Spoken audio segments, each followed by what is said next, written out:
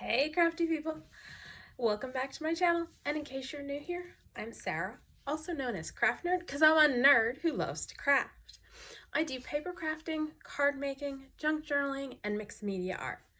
Let's get crafting! Okay, welcome back for another technique time video. If you watched my mixed media masterboard video, you know that somehow I lost the footage showing how I did these, and I promised I'd do a video showing you that, so that's what we're gonna do today. I've got a piece of Canson XL watercolor paper, and it's cut down to 6 by 4.5 because I basically just cut, I have a 12 by 9 pad that I cut into fourths. I've got just a random plastic stencil. You can use whatever kind of stencil you want. And I saw this idea on Pinterest, and if I can find the link to that, because I did this, the first time I did this was years ago. So if I can find the link to that video, I will link that down below. But in the original video, the person used caps, lids to things to do circles. I want to do hexagons for this one, so I'm using the stencil. So if you prefer to do circles, you could do that. If you have a different stencil, you can make a stencil. You just need some way to create your shape. For the first one, which is the original version, I am using Dr. P.H. Martin's Bombay India ink. And the important aspect of this ink is that it is water reactive when wet, but once it's dry, it is permanent. So that means it won't reactivate. So if I go ahead and do my inking, dry it, and then apply another layer and wet it again, it won't reactivate. If you don't have Dr. P.H. Martin's Bombay India ink, you do not need to go running out and buying it. I have got two other options that I think will work that I'm going to show you after I show you the original version. So what I'm going to do is I'm going to take my stencil and decide where I want to put my first hexagon. And I'm going to take my ink, and I've grabbed golden yellow, sepia, Dyke Brown, and yellow ochre because I'm going to do this one as a piece that I can eventually use in my one of the bee journals. And I've got a glass pen, and so I'm just going to dip it in and draw. Now I need to be somewhat prompt in doing this because I need to do it while the ink is still wet. And I was thinking I was going to do another yellow somewhere, but I'm trying to get it on there without getting it on the one that's already there. That makes sense. Because yeah, once this is dry, we're out of luck. So the next step is I'm going to take a spray bottle and spray. Where's my spray bottle? Of just water. And I'm just going to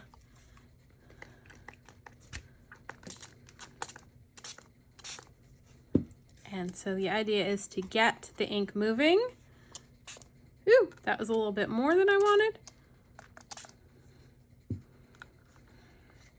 The idea is to get it to bleed out of the shape. Let's pull that off.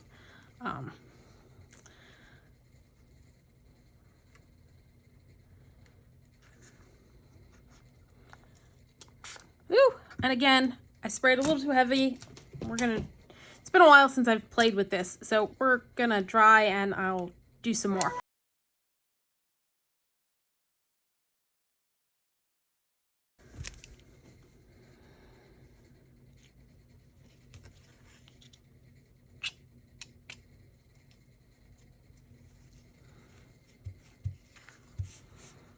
All right, so what I was going for is what we see happening here, more so than what I got elsewhere because I was impatient and added too much water.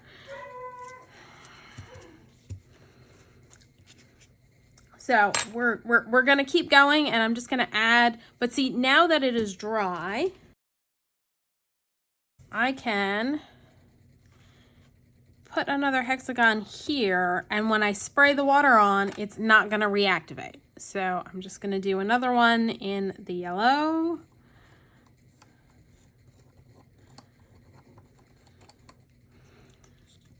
That one I got really juicy. And then let's do one more. Trying not to get the stencil in where I've got wet ink. And so let's just do a partial one up here.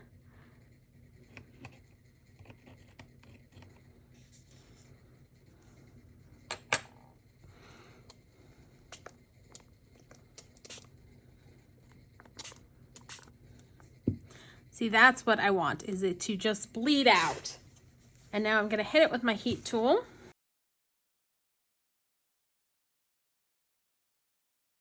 Just a little bit more water up near the top.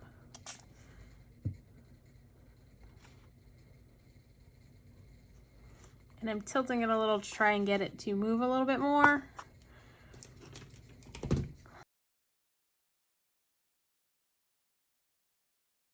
And now that everything is all nice and dry, yes, okay, we're gonna come in and I'm gonna do a hexagon here, and we're gonna do it in, let's try the sepia.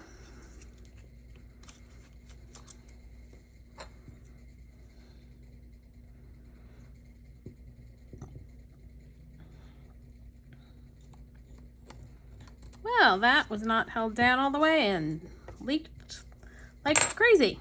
Not exactly what I was going for. There! That's what I wanted. All right, we're gonna blot up some of that ink. So yeah, this is a lot of ink, spray, dry, repeat. That was exactly what I wanted to happen, and it definitely happened way better with the brown than it has been doing with the yellow. So let's go down here and do another brown. And I'm just gonna hold this down better and hopefully not have bleed through, and hopefully actually get it to hit the paper. Or a lot of bleed through. Ooh, that one just did something very weird. It's more circle than hexagon. All right, I'm gonna pull a little of it off, and we're gonna spritz, since we'll get good bleeding.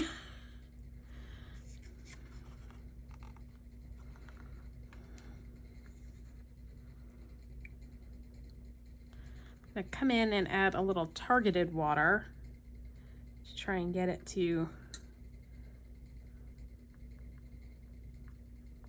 bleed out a little this way. That's not working.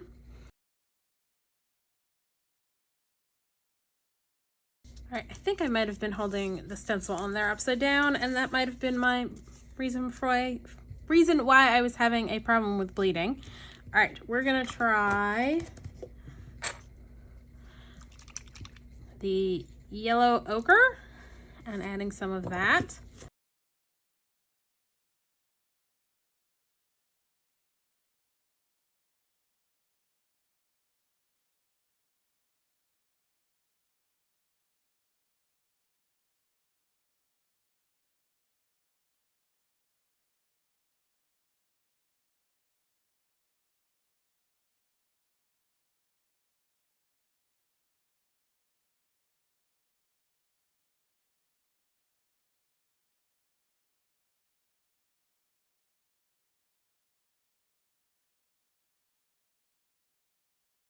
There we go. That's the kind of movement I was looking for.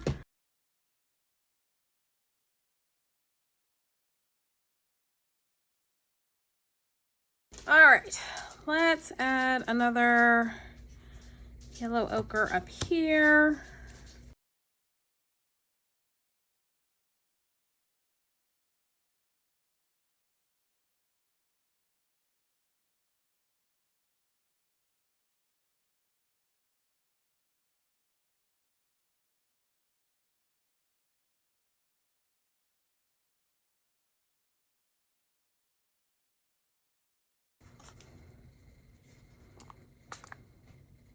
There it goes.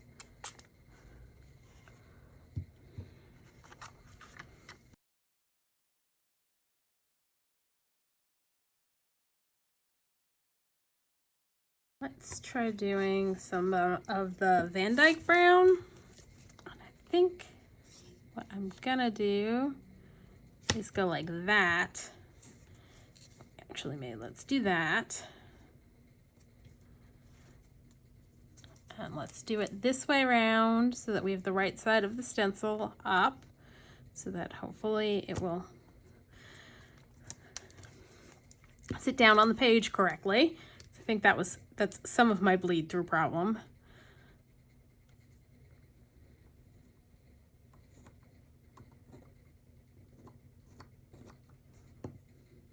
Some, but not all, because yeah, still got bleed through. Come on.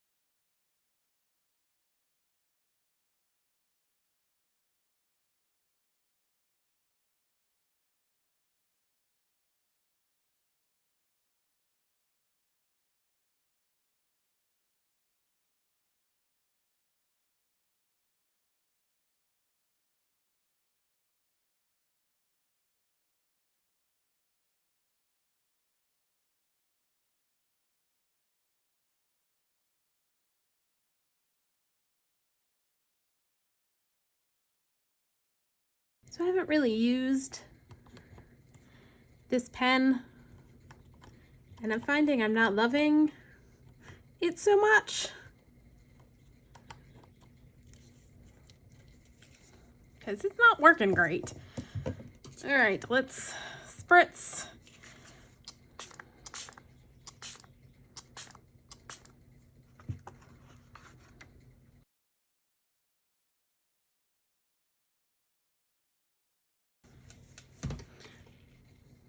I'm just using one of my craft raggy things to tap off some of the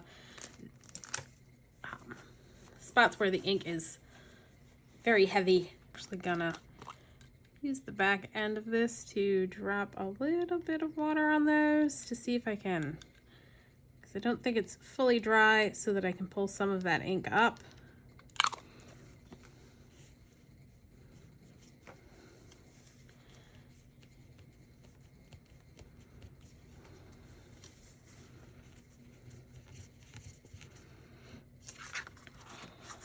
All right, let's add some more yellow in.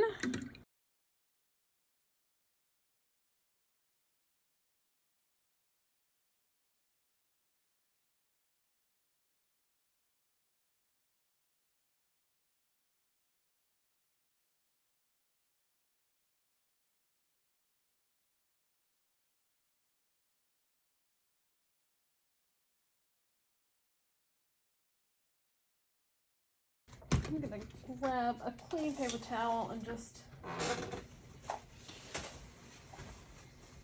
dab all that excess off. There we go.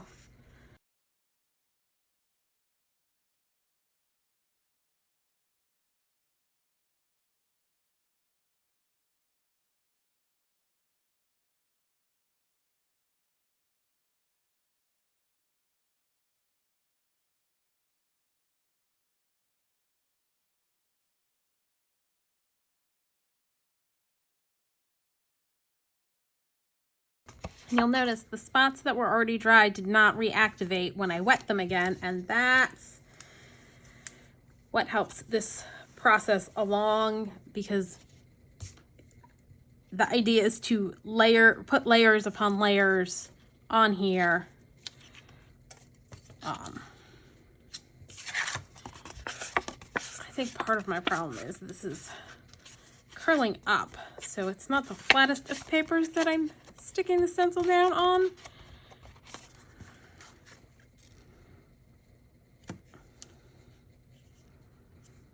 Do one more yellow over here and maybe a small brown, and then I think we'll call it quits on this one and move on to the next technique.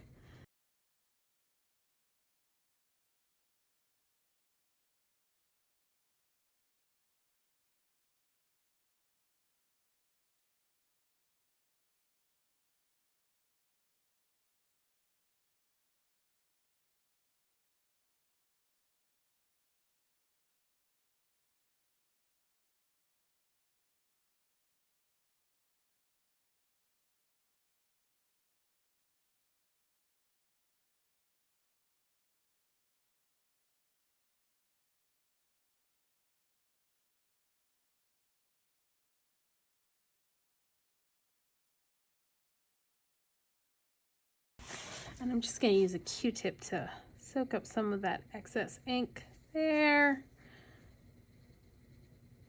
There. So should have grabbed a Q-tip earlier. Would have made life easier. I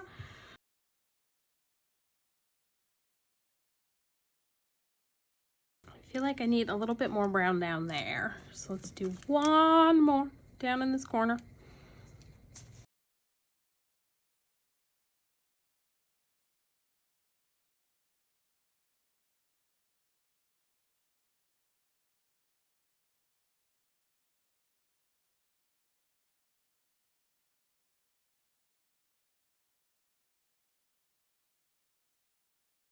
All right, so there is our hexagons using the Bombay, Dr. P.H. Martin's Bombay India ink. Next up, we are going to try doing it using distress paints.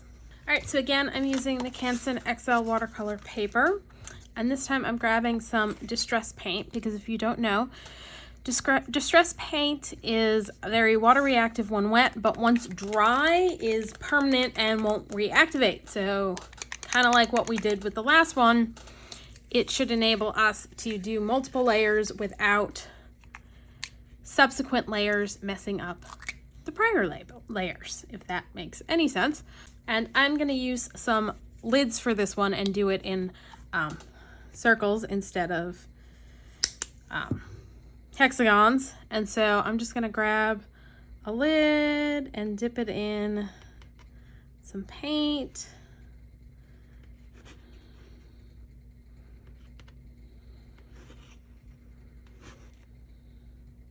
And we're going to see how this goes because this is a complete and utter experiment. I have not tried this with the paint before. So I've got one, and let's put another smaller circle, say there, and let's spritz.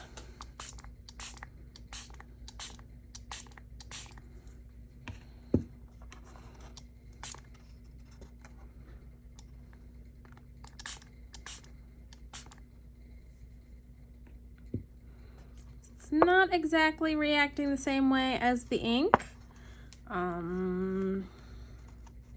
Let's go ahead and heat set this first round and we'll keep playing around.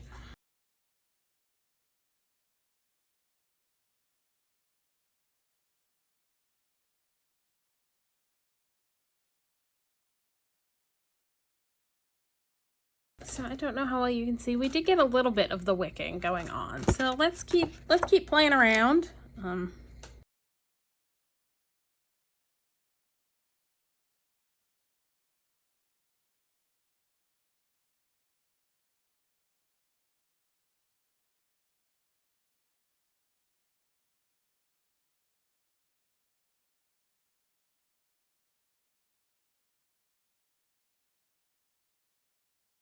Thinking I may need more paint, but there's just not enough paint to get it to move the way I want it to.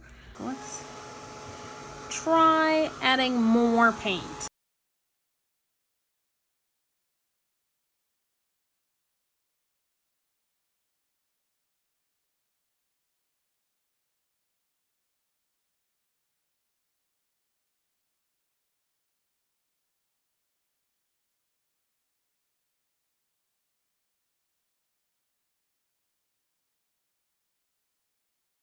this paper towel to soak the excess water up. I think I may just need to wait a sec more.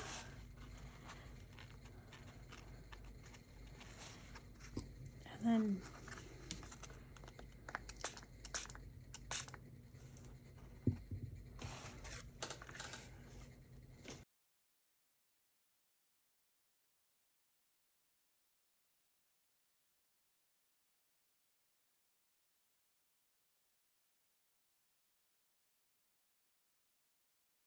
so again, we're getting a little bit of movement, but it definitely does not wick out as nicely as the ink does. But I am going to continue on with this piece and add a couple more colors to it. Let's try some old paper.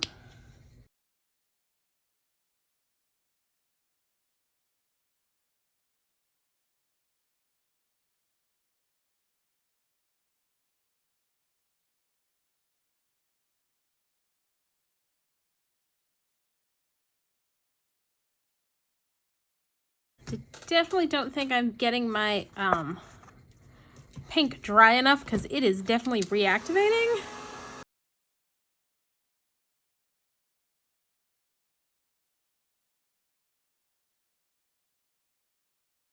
And this is a holder for storing your glue upside down.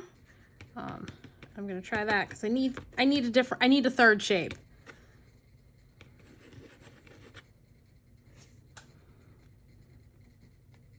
Or I meant a third size.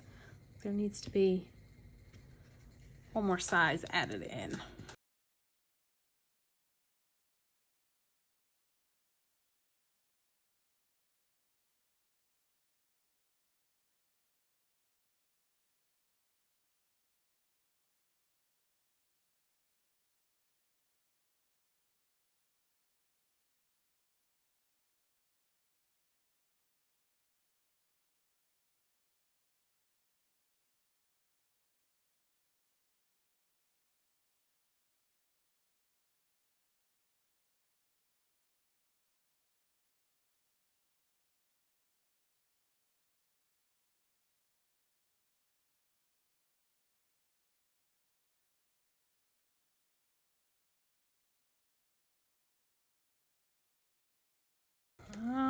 Let's see. I want to do the middle size in pink and then a few brown ones, I think, because this one I was envisioning for my sewing theme, one of my sewing theme journals that I'm working on, which has like pinks and browns, like it's a vintagey pink color for some of the digitals. And I used old paper because I don't have a green in distress paint that would work, because I would have liked to use a green, but I don't have one that is quite the right green.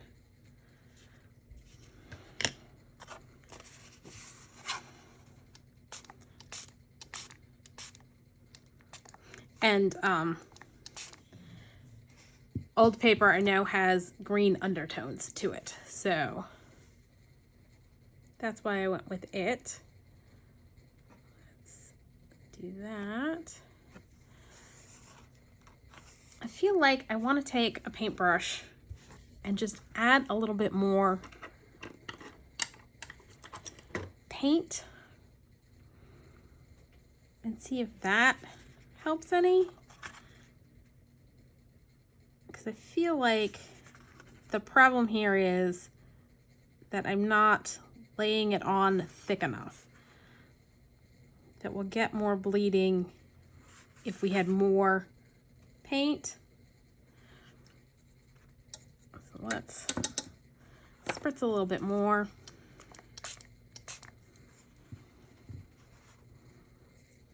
Still not bleeding as well as I would have liked. Trying to help it along with the paintbrush there.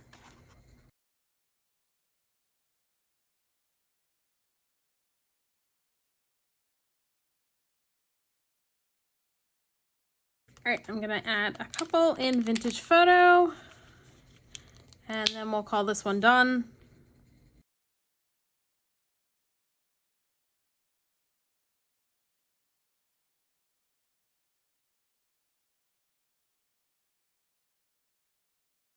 That one's doing what I was hoping for. Yeah, I think it was definitely that the paint wasn't on thick enough. That's doing exactly what it should have been doing. Oy.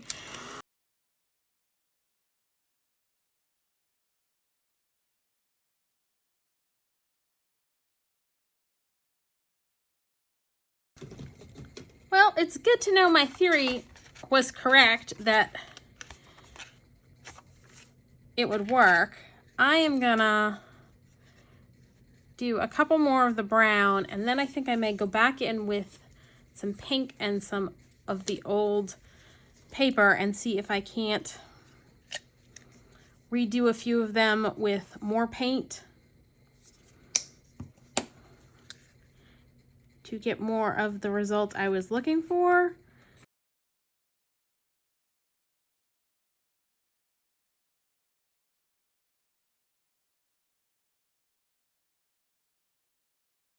Yeah, that's doing exactly what I thought it was going to do.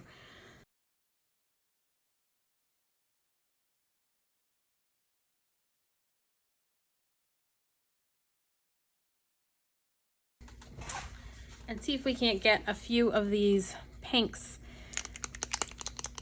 to wick better so that we get more pink everywhere.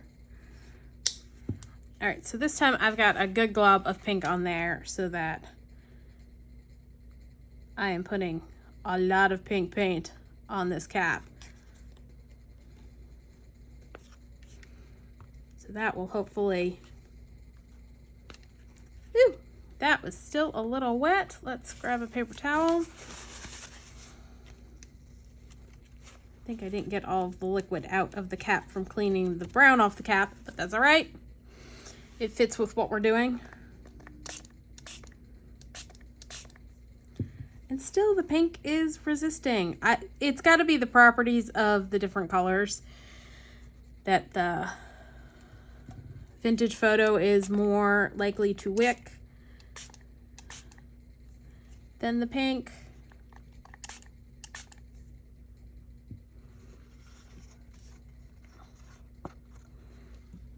Because, yeah, that's not really wicking, even with more paint.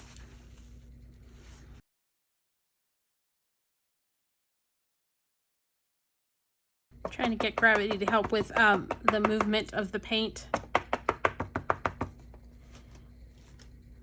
Because, yeah, I'm like, come on, move a little.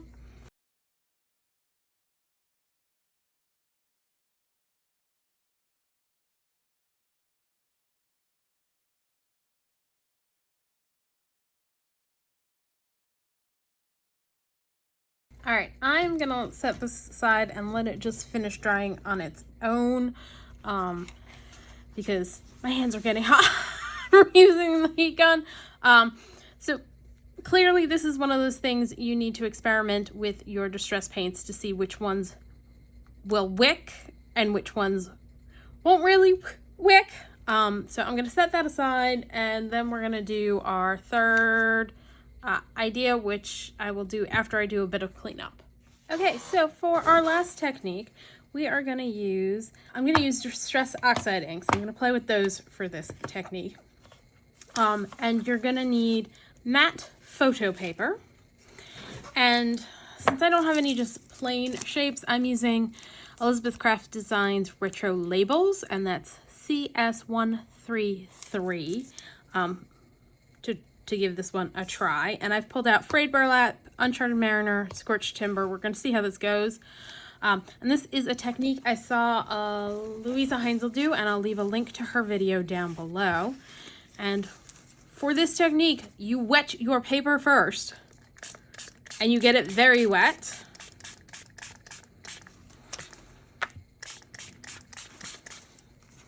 And let's do some Scorched Timber. Woo!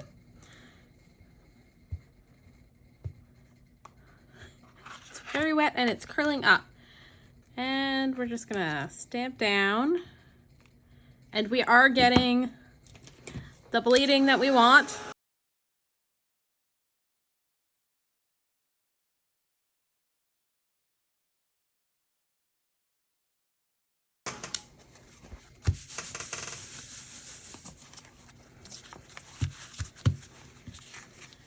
All right, and now that that's completely dry, it's going to be waterproof, which I know you're thinking, what? No, not Distress Oxide ink, but yes. So for the next color, we're going to add, again, we're going to wet our paper down. Okay, apparently this is not dry enough because I am seeing it move again. Ooh, and that's a lot of movement.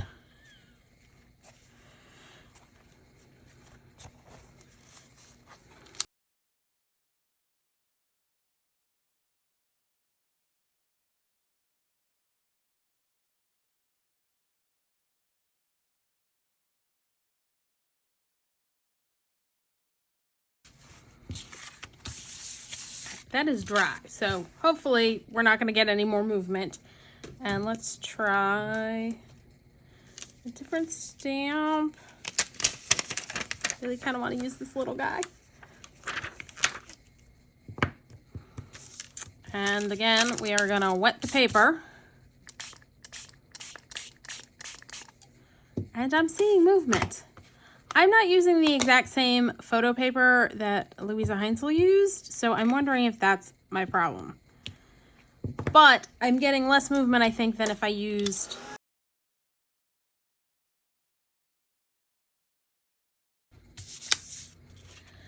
I think we're getting less reactivation than we would with watercolor paper, which I'm going to test out because I had a piece. So I started filming this and hadn't refreshed my memory on the technique and was doing it wrong. And so I went and I was like, why isn't it wicking? So I went and just did a test stamp on some Canson XL watercolor paper. Let's verify my thought process that if I do it on this one, I'll get more water wick, more reactivation than I am getting on the photo paper.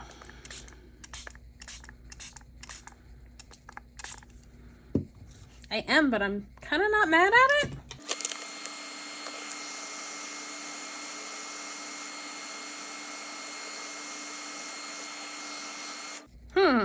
Okay, I think we're going to keep working on both of these and just see what we get at the end.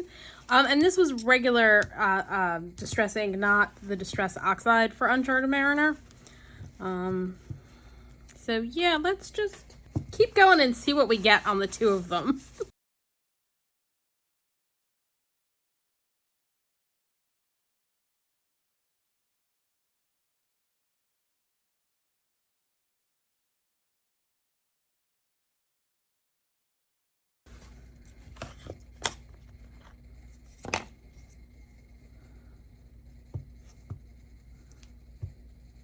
Of course, I forgot that we wet this one first.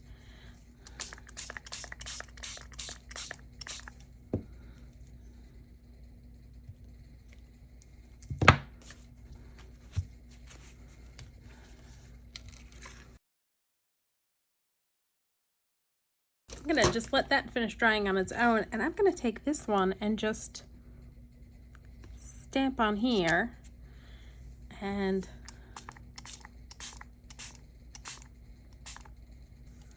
spritz.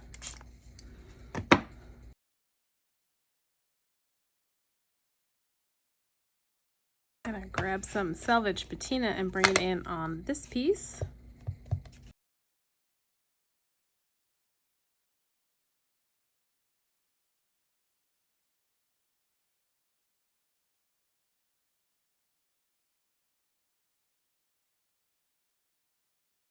I'm gonna do the smaller square up there in Scorched Timber.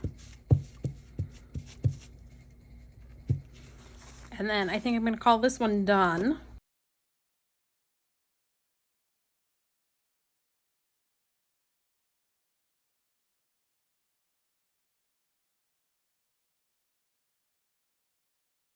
I'm gonna leave that one to dry off to the side. And I got ink on here I met as well. Stamp it on there.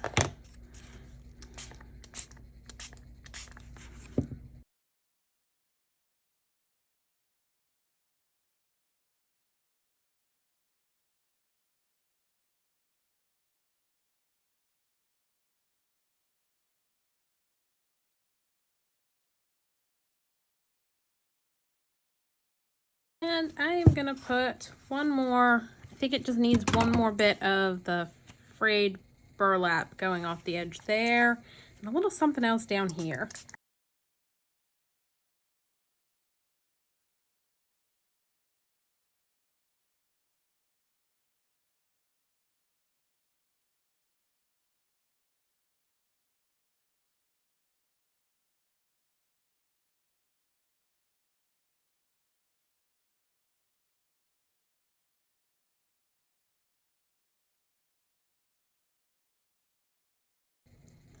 All right, I'm feeling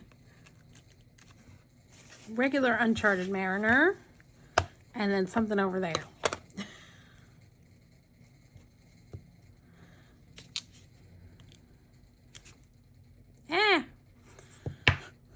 That didn't quite work out how I would have liked. There we go.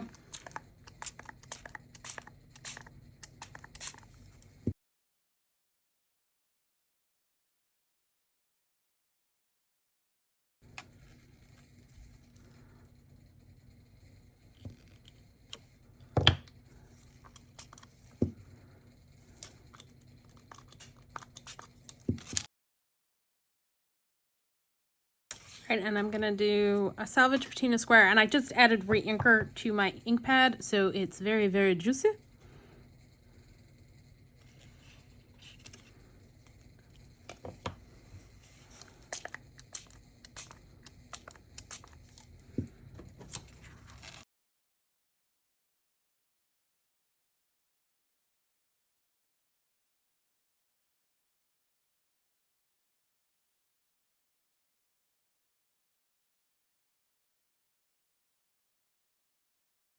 Okay, so I think I'm gonna call this one done. And so while it didn't do exactly what I was going for, which is to not have the ink reactivate as I added layers, I do really like how this one turned out. So we've got a dog yawning really loudly, I think, if you heard that.